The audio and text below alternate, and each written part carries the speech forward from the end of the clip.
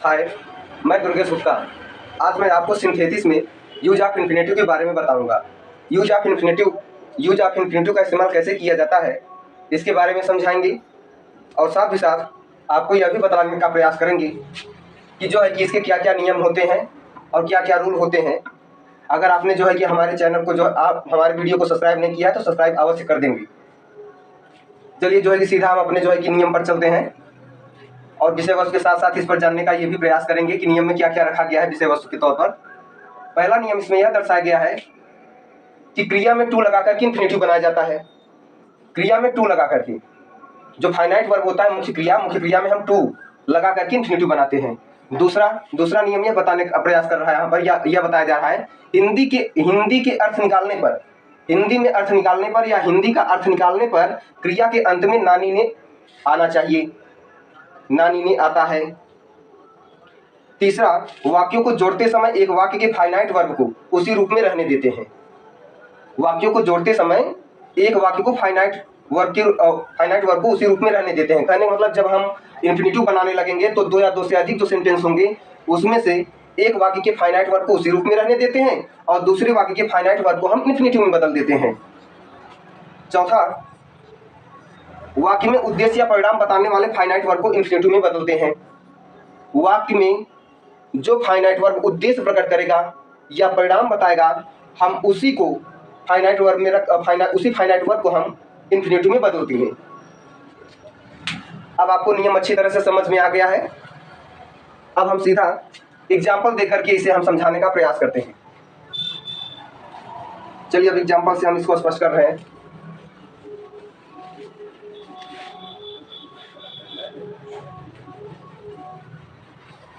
पहला एग्जाम्पल,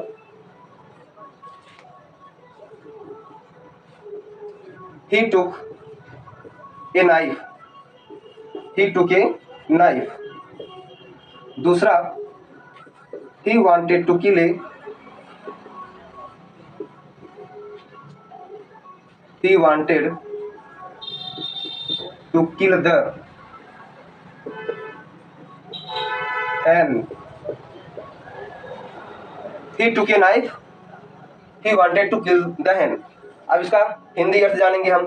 दो सेंटेंस यहाँ पर आगे गया, दो सेंटेंस हमने ले लिया है तो हिंदी अर्थ, पहले वाले सेंटेंस का हिंदी अर्थ यह निकल रहा है उसने एक चाकू लिया और दूसरे वाले जो है कि सेंटेंस का हिंदी अर्थ यह आ रहा है कि वह मुर्गी को मारना चाहता था, वह मुर्गी को मारना चाहता था। अब उसने चाकू क्यों लिया? मुर्गी को मारने के लिए। उद्देश्य इसका प्रकट हो गया कि वह मुर्गी को मारना चाहता था, इसीलिए जो है उसने चाकू लिया है। तो यहाँ पर किल आपका जो है यहाँ उद्देश्य प्रकट कर रहा है मारने के लिए, तो ये आपका फाइनाइट वर्ब है। तो फाइनाइट वर्ब के तौर पर हम अब इन्फिनेटिव जब बनाएंगे इस सेंटेंस का, तो ही टुक, दोनों सेंटेंस को मिलाकर जब हम एक कर रहे हैं, ही टुक ए नाइफ, क्रिया के पहले टू लगा दीजिए हम, किल द हैन, उसने मुर्गी को मारने के लिए एक चाकू लिया। अब दूसरा example, I have a dog, मेरे पास एक कुत्ता है। इट गार्ड्स माई हाउस,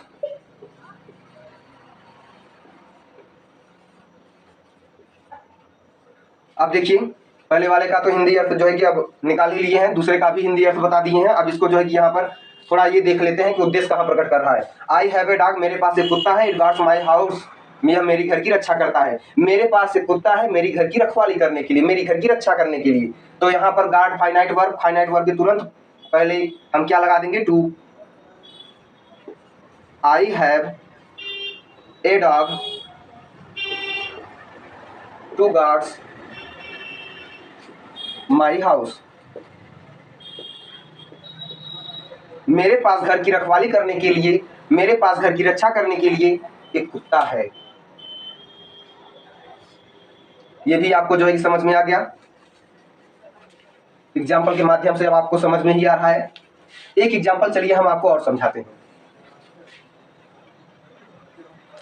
तीसरा example, he went to Agra,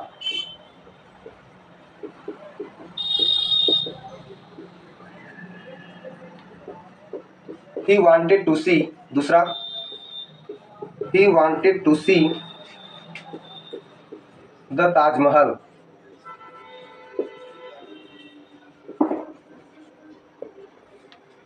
चलिए इसका हिंदी जो है कि हमने जान भी लिया कि ही वेंट टू आगरा, वह आगरा गया। पहले हिंदी अर्थ हम देखते हैं। ही वेंट टू आगरा, वह आगरा गया। He wanted to see the Taj Mahal, वह ताजमहल देखना चाहता था। वह आगरा क्यों गया? ताजमहल देखने के लिए।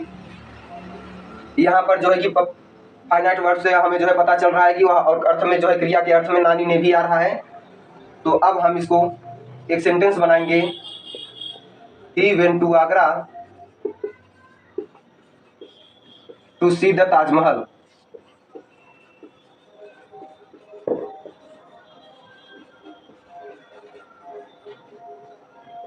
वह ताजमहल देखने के लिए आगरा गया। चौथा एग्जाम्पल एक और आपको समझा रहे हैं। ही हैज 3 daughters।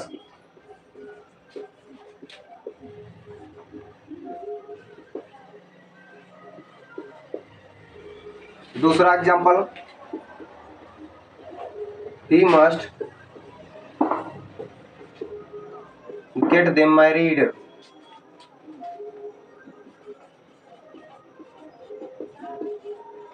अब देखिए, ही हैज 3 daughters, उसके पास 3 पुत्रियां हैं। उसके पास 3 पुत्रियां हैं या उसके 3 पुत्रियां हैं।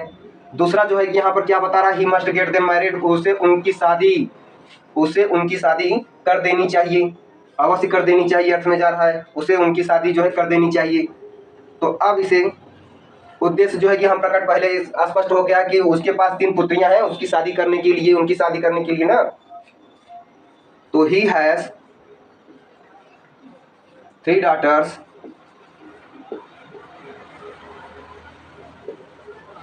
To get. फाइनाइट वर्ब हमारा कहाँ है? यहाँ पर ये रहा, गेट। To get married.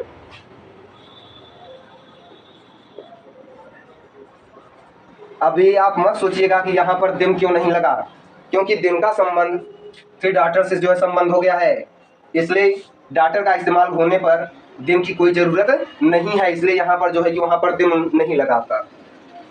उसके पास उनकी शादी करने के लिए 3 लड़कियां हैं, या उसके पास शादी करने के लिए 3 पुत्रियां हैं। समझ में आ गया आपको? चलिए अब आपकी जो है कि अब इसमें हम एक विशेष चीज़ बता रहे हैं इसमें, जो इन्फिनेटिव में खास तौर से ज़्यादातर आते हैं और परीक्षा में भी पूछे जाते हैं, वो उसके बारे में भी आपको बता रहे हैं हम।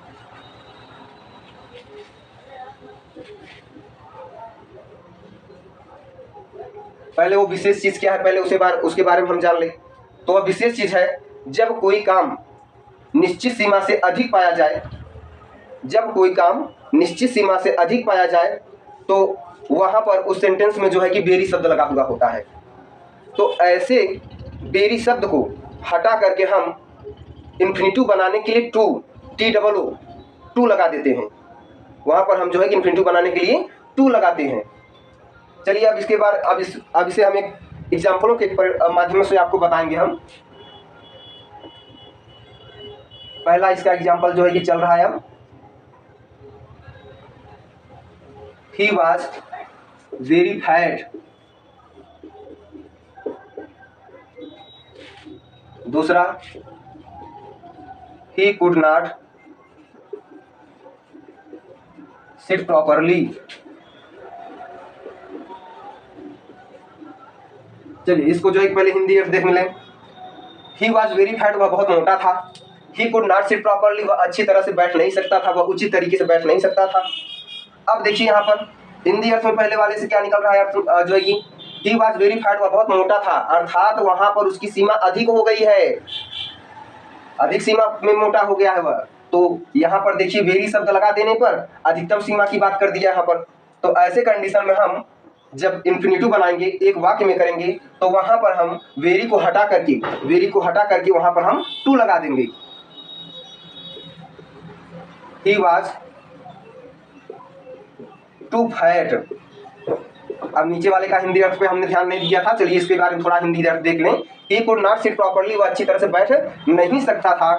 तो यहाँ पर हमारा जो है कि फाइनाइट वर्ब कहाँ जा रहा है? सिट, बैठना। इसके पहले हमने टू लगा दिया और सिट लगा दिया और डायरेक्ट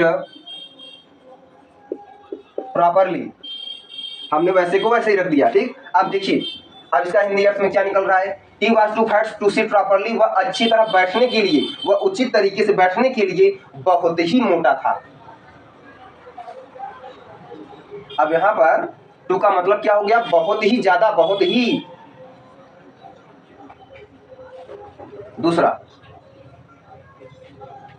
दूसरा सेंटेंस,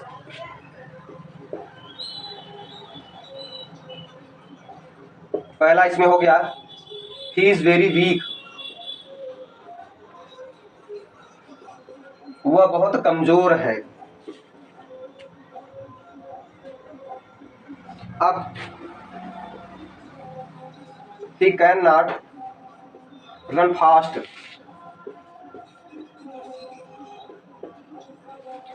वह दौड़ नहीं सकता है, वह तेज दौड़ नहीं सकता है। अब इसका जो है कि बना रहे हम ही इज वेरी के स्थान पे हमने क्या लगा दिया? टू। वीक हो गया, ही इज टू वीक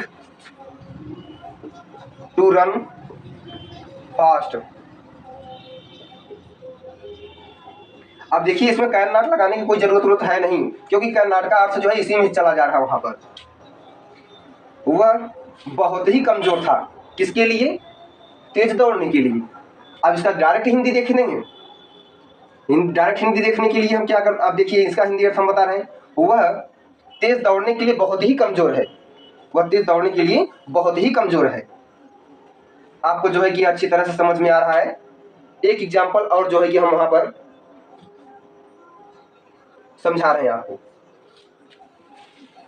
एक एग्जाम्पल और आपको बताएंगे।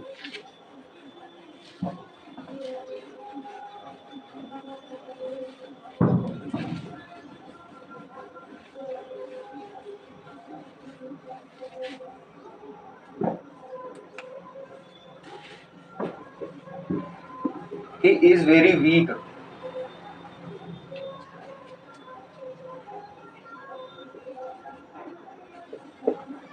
He cannot first stands in examination.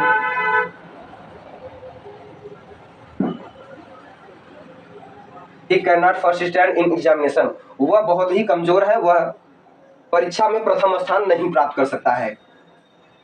वह कक्षा में वह एग्जाम में, वह परीक्षा में प्रथम श्रेणी नहीं ला सकता है। तो अब इसका बनाएंगे he is too weak to first stand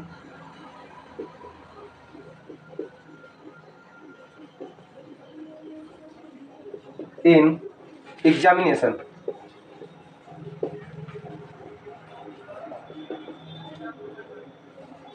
वह परीक्षा में प्रथम स्थान लाने के लिए बहुत ही कमजोर है। आपको हिंदी अर्थ भी इसमें जो है समझ में आ गया, और हमें उम्मीद है कि आपको यह वीडियो जो है कि अच्छी तरह से समझ में आया होगा। और अंत में हम एक बार और आपसे कह रहे हैं कि अगर हमारी वीडियो अगर आपको पसंद आई है तो आप हमारे इस वीडियो को सब्सक्राइब अवश्य करें। थैंक्स, बस आज के लिए इतना ही।